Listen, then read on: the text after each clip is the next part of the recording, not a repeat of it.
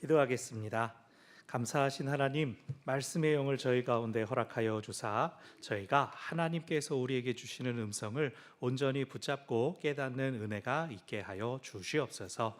예수님의 이름으로 기도합니다. 아멘. 우리가 사극이나 드라마를 볼 때 얼마나 실제 역사를 잘 반영하였는가, 소위 고증이 잘 되었는가를 따질 때가 있죠. 그런데 또 한편으로는 역사적으로는 이미 다 지나간 그 결과를 알고 있으니까 이왕이면은 시적 허용이라고 하는 수정이나 편집을 통해서 사실과는 좀 다르더라도 좀 극적인 요소가 들어가야 한다. 드라마니까 그럴 수 있다라고 하는 그런 소리들도 있습니다. 성경을 읽다 보면 성경 안에서도 그런 고민의 흔적을 만나게 됩니다. 요한복음은 마태, 마가, 누가, 공관복음서와 달리 시간 표시도 유대식 표시가 아니라 로마식 시간 표시를 따르며 또 나오는 이야기들도 같은 이야기인데 전혀 다른 사건처럼 묘사할 때가 있습니다. 그래서 한때는 이런 요한복음의 진실성에 대하여 진위성에 대한 논란들도 있었지만 오늘날에는 요한복음이 공관복음서와는 시기적으로 상황적으로 분리되어 있기 때문에 이런 차이들이 얼마든지 있을 수가 있다라고 인정하고 있습니다. 요한복음이 복음서들 중에서 제일 어려운 복음서다라는 말씀을 지난주에 드렸는데, 요한복음서는 세상을 등지고 신앙을 지키기 위하여 굴 속으로 들어간 사람들, 그야말로 믿음을 지키기 위하여 살아간 그렇게 결단한 공동체를 통하여 기록되었습니다. 여러분이 사해사본, 쿰란 공동체 이런 말씀 들어보셨을 겁니다. 쿰란 공동체가 이런 요한복음 공동체와 굉장히 비슷했을 것이다. 금욕적인 삶과 오직 기도와 말씀에 전념한 사람들이 가장 중요하게 고백하는 내용을 전수하기 위하여 기록된 책이 요한복음서입니다.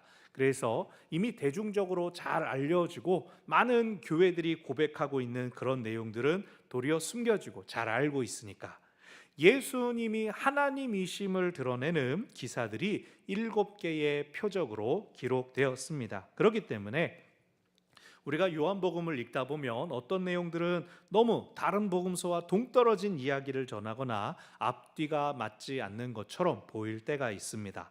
하지만 우리가 이러한 배경을 처음부터 기억하며 말씀을 읽는다면 우리가 이미 알고 있는 것에 더하여 예수님을 깊이 만나는 은혜가 있을 것입니다. 오늘 말씀은 요한복음에 나오는 세 번째 표적입니다. 주님께서 베데스다 목가에 있던 38년 된 병자를 고쳐주신 내용입니다. 오늘 말씀을 통하여 우리를 불쌍히 여기시며 고쳐주시는 주님을 만나는 은혜가 있으시기를 바랍니다. 아멘. 오늘 본문의 표적은 요한복음에만 베데스다 연못, 또 38년 된 병자 여기만 등장하고 있지만 어떤 학자들은 오늘 본문이 마가복음 2장에 등장하는 중풍병자 이야기의 변형이라고도 합니다. 마가복음의 이야기는 많은 사람들이 가버나움 집안에 계신 예수님께 이 병고침을 받기 위하여 병자들이 가득 모였습니다. 그 가운데 혼자서 움직일 수 없는 중풍병자를 네 사람이 들것에 실어서 예수님께로 왔죠. 그런데 사람들을 뚫고 예수님께 들어갈 수 없으니까 사람을 뚫는 대신에 지붕을 뚫고 예수님께로 환자를 달아 내렸습니다. 그랬을 때 예수님께서 그를 고쳐주셨죠. 그런데 그냥 고쳐주시지 않았습니다. 네 죄가 사함을 받았다라는 죄사함의 선언을 하시고 그 자리에 있었던 서기관들이 하나님 외에 누가 죄를 사하는가, 지금 이 사람이 무슨 소리를 하는가 불만을 품은 내용이 있습니다. 예수님은 내가 그것을 보여주기 위하여 죄사함도 선언하였다. 그리고 이제 일어나 네 상을 들고 가라 치유해 주셨습니다. 오늘 말씀에도 비슷한 요소들이 많이 등장합니다. 많은 병자들이 모여 있었고 주님께서 믿음을 보셨습니다. 움직이지 못하던 한 사람을 고쳐주셨고 죄사함에 대한 이야기가 있습니다. 불만과 논쟁을 불러오는 것이 오늘 본문 안에 다 담겨져 있습니다. 자, 오늘 본문을 보면 일단 많은 병자들이 등장합니다. 왜냐하면 이곳은 사람들이 병을 고치기 위하여 찾는 곳이었기 때문입니다. 예루살렘 성에는 여러 종류의 문이 많이 있었는데 그 중에서 구약 시대에 제사를 위한 양들을 데리고 출입하는 양문이 있었습니다. 근데 신약 시대에는 스데반 집사가 이 문으로 끌려 나가서 순교하였다라고 하여서 기독교인들은 이후에 스데반 문이라고 부르는 것이 여기 양문입니다. 양문 곁에 베데스다, 자비의 집이라고 하는 이름의 연못이 있었습니다. 이 연못이 가끔 물이 저절로 움직이는 때가 있었는데 그때 제일 먼저 물속에 들어간 사람은 어떤 병이든지 낫는다는 소문이 있었습니다. 어떤 사람은 거기에 간헐천이 있어서 물이 뽀글뽀글 올라왔다라고 하는데 그런 온천지대가 아니고 혹은 샘이 솟아오르다가 가끔 수면이 흔들린 것이다 라고 하는 견해도 있는데 여기는 수원지도 아닙니다. 성경 속 노마드라는 책을 쓰신 백영락 목사님에 의하면 이 베데스다는 예루살렘의 희생 제물을 씻을 양문 곁에 있었으니까 희생 제물을 씻을 물 공급을 원활하게 만들기 위해서 인위적으로 빗물을 저장하도록 만든 그런 저장하는 곳 저수조였다고 합니다. 아마도 양문으로 이제 양들이 들어오면 밖에서 이 길에서 먼지와 오물로 뒤덮인 양들을 한번 씻어서 제물로 준비시키는 것을 이곳에서 하지 않았겠는가. 그러다가 성전을 중축한 헤롯 대왕이 그런 물 담는 곳이 있어?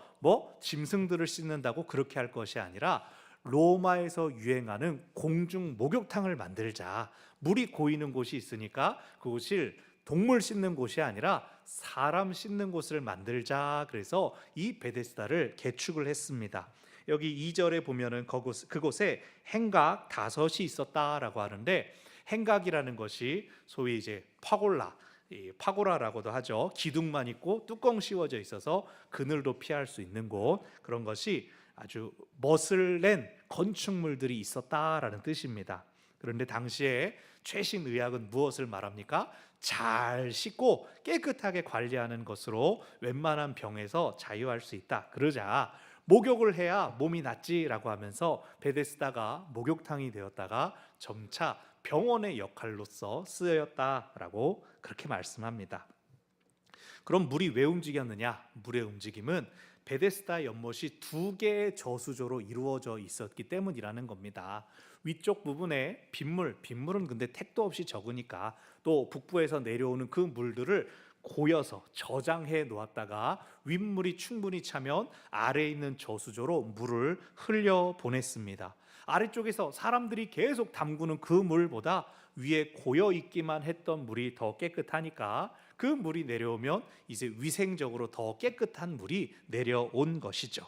그래서 물이 움직이면 병이 낫는다. 어떻게 병이 나올 수가 있지? 천사가 물을 저었는가 보다. 사람들 사이 말이 퍼진 것입니다. 오늘 본문 3절 끝에서 4절까지 대괄호로 해서 물이 움직이는 것은 천사가 물을 젓는 것이다. 이것은 요한복음 저자가 그렇게 생각하는 것이 아니라 당시 사람들이 그렇게 믿었다라고 언급한 것입니다. 그러니 기본적으로 그곳에는 병자들이 항상 모여 있었습니다. 언제 물이 움직일지 모르니까 다 수면만 바라보면서 찰랑했다 하면 풍덩풍덩하는 다이빙장이 되었겠죠. 3절을 보니까 많은 병자들이 있었는데 맹인, 다리 저는 사람, 혈기 마른 사람들이 누워 있었다라고 합니다. 여러분 근데 3절을 잘 생각해 보십시오. 다른 사람은 몰라도 맹인이 물 움직이는 걸 어떻게 보고 물속에 들어갑니까? 무슨 초인적인 귀로 막 찰랑하면은 풍덩합니까? 그러니까 온갖 기대를 가진 다양한 사람들이 거기에 모여 있었다라고 하는 것입니다. 그러면서 1절을 보니까 그때가 유대인의 명절이 겹쳐 있었다라고 합니다. 6월절은 아니지만 절기를 지키기 위한 사람들이 성전이 있는 예루살렘에 모였습니다. 순례자들이 예루살렘까지 왔으니 그 거룩한 성 예루살렘에 있는 베데스다 연못에 나도 관절염이 있는데, 나도 위물에 한번 들어가 볼 수 있을까, 나도 무좀이 있는데 하면서 덩달아 사람들이 더 모여들었을 겁니다.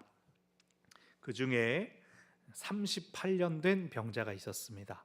무슨 병이었는지는 모르지만 스스로 움직이기 어려운 병이었다라고 합니다. 마치 중풍병자처럼 누군가 도와주지 않으면 이동할 수 없는 그러한 사람이 있었습니다. 이 사람 역시도 물이 움직이면 들어가고 싶어서 그곳으로 어떻게든 실려왔지만 아무도 도와주지 않아서, 아무도 그를 물에 넣어주지 않아서 기다린 시간이 무려 38년이라는 어마어마한 시간이 지나갔습니다.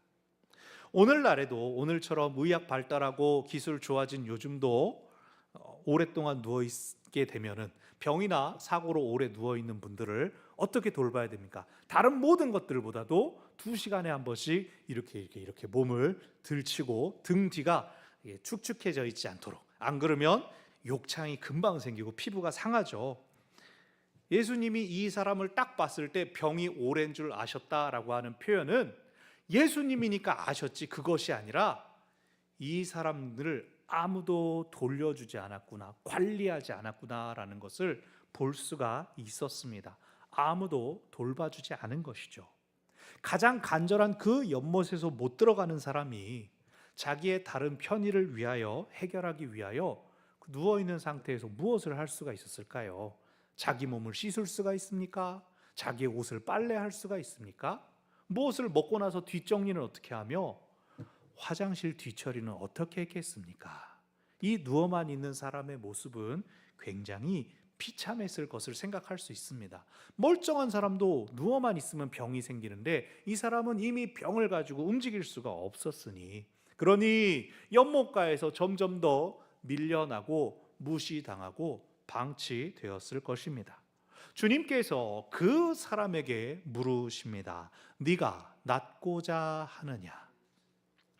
자기 관리를 할 수 없이 수십 년 동안 방치되어 산 송장 꼴이 된 그에게 네가 무엇을 바라고 여기에 있느냐? 네가 나을 거라고 믿느냐? 네가 낫기를 원하느냐? 주님께서 물으십니다. 근데 7절에서 이 사람이 대답하기를 아무도 나를 물에 넣어주질 않네요. 이게 무슨 뜻입니까? 내가 들어가기만 하면 나을 텐데, 저는 낫기를 너무나 원하고 내가 들어가면 나을 거라고 믿습니다. 이게 체념 같은 자조적인 말이지만 그의 간절한 열망과 기대는 충분히 담겨 있죠. 주님께서 그의 마음을 확인하시자 곧바로 명령하십니다. 8절, 일어나 네 자리를 들고 걸어가라. 이 사람이 그 말씀에 순종하자 벌떡 일어납니다. 일어나게 되자 자기가 누워 있었던 지저분한 자리를 들고 걸어갔습니다. 할렐루야. 그런데 한 가지, 이날은 안식일이었다라고 하는 문장이 따라옵니다. 안식일에는 노동이 금지되었기 때문에 무언가를 들고 다니면 안 됩니다. 일정한 거리 이상을 벗어나면 안 됩니다.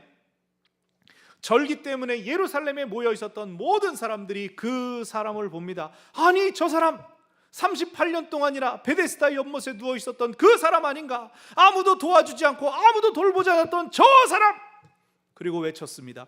누가 안식일에 짐을 들고 다니래!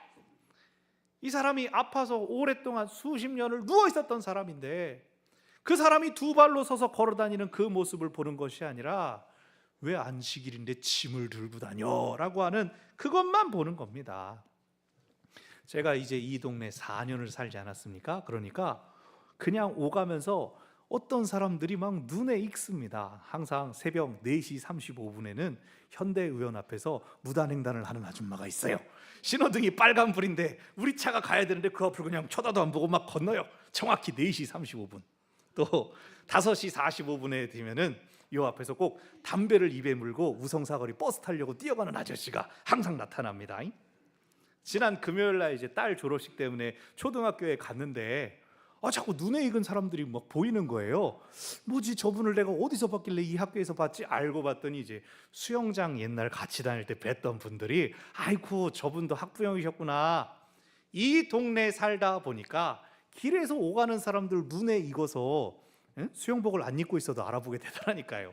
하물며 38년 동안 한 자리에 누워서 꼼짝 못했던 그 사람이 돌아다니는데 왜 그 회복이 안 보이고 왜 짐 들고 다니냐 이러냐 말이죠.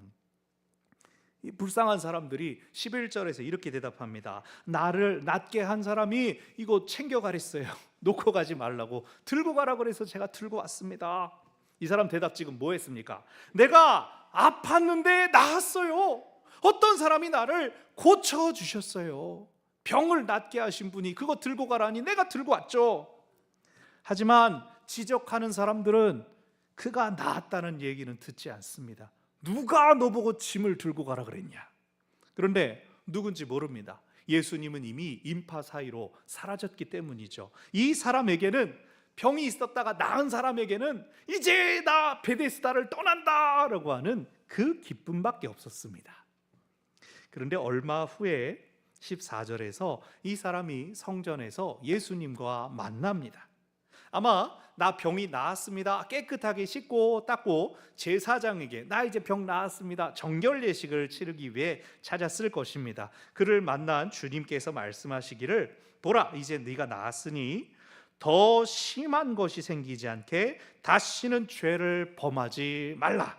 우리가 이 문장을 보면 이 사람이 어떤 죄를 지어서 그렇게 오래도록 고생했구나, 고통받았구나 라고 생각하게 됩니다. 하지만 이 말씀은 너 이제 앞으로 똑바로 살아라, 더 큰일 날 줄 알아, 예수님이 경고하거나 위협하는 것이 아니라 이제 깨끗하게 되었으니, 이제 낫게 되었으니 그것을 잘 지켜라.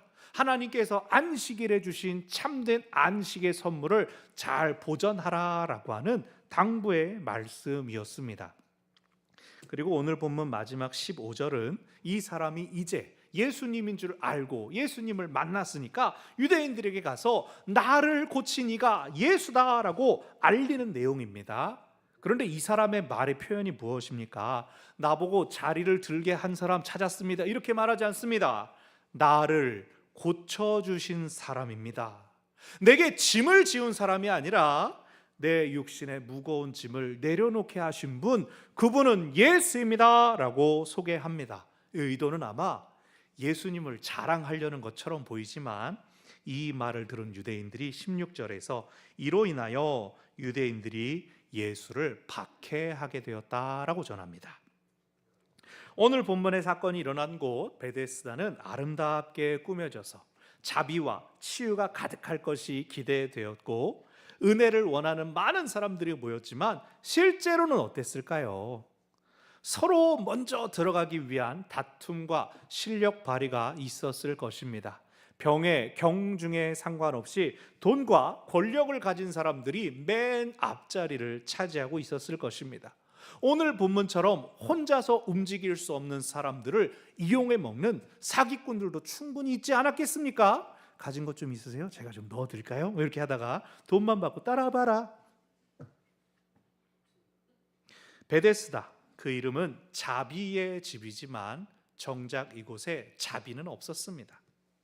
많은 사람이 낫기를 기대했지만 정말로 그들의 믿음이 이루어졌는지는 알 수 없습니다. 즉 진위를 알 수 없는 미신에 매달려서 사람들끼리 서로를 더 상처 주고받는 그러한 곳이었습니다. 그곳에 주님께서 찾아가셨습니다. 많은 환자들이 그곳에 있었지만 단 한 사람, 38년 된 병자만을 고쳐주셨습니다. 왜요? 그가 거기서 가장 불쌍하고 비참한 사람이었기 때문입니다. 그러나 사람들의 시선은 낫게 된 그를 보는 것이 아니라, 그 미신에 여전히 휘둘리고 있는 많은 불쌍한 사람을 보는 것이 아니라, 안식일에 짐을 들면 안 된다는 규정을 어긴 죄인을 볼 뿐이었습니다. 이 사람은 무려 38년 만에 자기 땅을 자기 발로 디뎠을 뿐인데 말이죠. 그 베데스다, 병자들이 가득한 그곳을 탈출한 사람인데 말이죠. 아무도 그의 기쁨과 감사, 감격에는 생각하지 않고 그저 율법을 어긴 것을 지적하는 사람들만이 있었습니다. 내가 나았습니다, 나를 고친 분이 자리를 들고 가라 했습니다 라고 말을 해도 얼마나 오래 환자였는지, 그가 나음을 입었는지는 관심도 없고 정죄할 궁리만 합니다. 예수님이 성전에서 다시 그를 만나 주셨습니다. 베데스다 연못을 바라보며 다른 사람들과 똑같은 기대를 가졌던 그를 향하여서 다시는 죄를 범하지 말라, 사랑의 권면을 남겨주셨습니다. 모두가 따라가는 그 길에 있는 위험을 기억하며 너가 뜻밖의 특별한 은혜를 입었으니 죄의 길에서 벗어나라 말씀하셨습니다. 이 사람이 그 주님을 만난 다음에 주님을 찾는 사람들이 있었지, 예수를 찾는 사람들이 있었어. 그래서 그들에게 가서 나를 고쳐주신 분은 예수님입니다. 당신도 낫기를 원합니까? 그 의도를 가지고 말했을 거예요. 그러나 유대인들은 우리는 온전하다, 우리는 나을 필요가 없다, 고쳐주신 예수님을 오히려 안식일을 어긴 사회의 암덩어리로 여기고 죽이려고 합니다. 오늘 본문을 통해 세 가지를 기억하시기를 바랍니다. 첫째, 순수한 믿음을 가지시기를 바랍니다. 예수님께서 병자에게 하신 질문이 무엇입니까? 네가 낫고자 하느냐? 베데스다 연못가에 서가지고 낫기를 원하시는 분? 그럼 다들 저요 다 그랬을걸요. 이 당연한 걸 왜 물어보셨을까요? 주님께서는 그의 병이 하도 오래되었기 때문에 그가 타성과 관성으로 아직도 체념하여 누워있을 뿐인지, 아니면 순수한 믿음으로 때를 기다리고 있는지를 확인하셨습니다. 너 이렇게 비참하고 지저분하게 버려졌는데 여전히 너는 은혜를 기대하느냐, 은혜 받기를 원하느냐? 이 질문은 은혜를 베풀어 주시는 분만 할 수 있는 질문이죠. 이 사람이 7절에서 왜 주여 주여 대답하는데, 처음 보는 사람 보고 주여라고 왜 대답합니까? 이 사람이 예수님께 기대했던 건 뭘까요? 이분이 나를 물에 넣어주실라나 보다. 선생님, 귀하신 분, 그냥 저 물에만 넣어주시면 제가 나을 겁니다. 이 사람의 기대는 거기까지였습니다. 이게 마치 어린아이 같은 순수한 신앙의 모습이라는 것이죠. 무려 38년을 우리가 다 상상할 수 없을 정도로 방치된 삶을 살았지만 그 안에 여전히 무엇이 있었습니까? 여전히 소망이 있었습니다. 여전히 믿음이 있었습니다. 그런 그를 예수님께서 불쌍히 여기셨습니다. 사랑하는 여러분, 순수한 믿음을 가지시기를 바랍니다.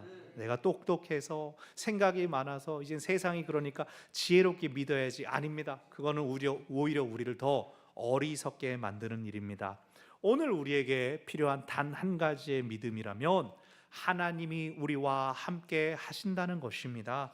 우리가 그것을 기억하며 오늘 모여서 함께 예배하지 않습니까? 하나님께서 우리와 함께 하심을 기억하기에 우리가 우리의 삶을 또 살아갈 수가 있는 것이죠. 보이지 않아도, 손에 잡히지 않아도 하나님께서 여기에, 그리고 우리와 늘 함께 계신다는 그것을 순수하게 믿으시기를 바랍니다. 아멘. 두 번째로 기억할 것, 우리를 고쳐주시는 분은 오직 예수님이십니다. 병자가 예수님께 기대했던 것은 이분이 나를 물에 넣어주실라나 보다, 그거였습니다. 하지만 처음부터 예수님의 목적지는 베데스다 연못이 아니었습니다. 순수한 믿음을 가진, 그러나 불쌍한 한 영혼을 찾아주셨습니다. 이 사람이 나은 후에 뭐라고 말합니까? 내가 베데스다에서 나왔습니다, 이렇게 말하지 않습니다. 나를 낫게 해주신 분, 나를 고쳐주신 분이라고 말했습니다. 참된 자비와 치유는 베데스다가 아니라 예수님으로부터 오는 것을 경험했기 때문입니다. 어떤 사람들은 이 말씀을 읽으면서 예수님 왜 한 사람만 고쳐주셨을까? 싹 다 나와라 그랬으면은 안식일이라도 아무도 예수님한테 까불지 못했을 텐데, 예수님의 구원과 회복은 육신이 잠깐 강건해지는 것에 머무르지 않습니다.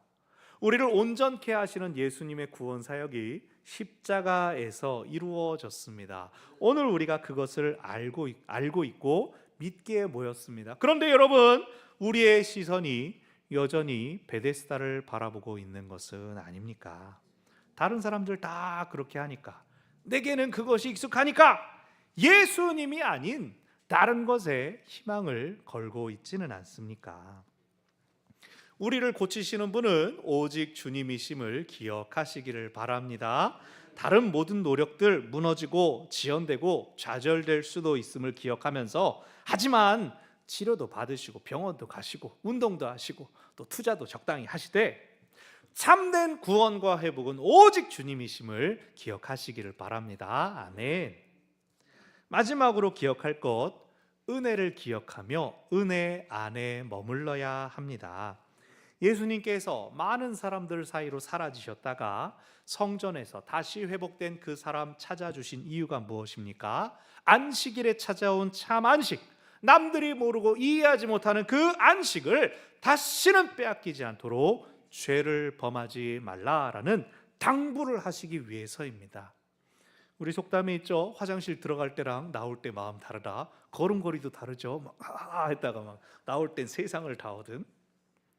얼마나 많은 사람들이 간절히 바라던 기도가 이루어졌을 때 태도가 돌변하는지 잘 아실 겁니다.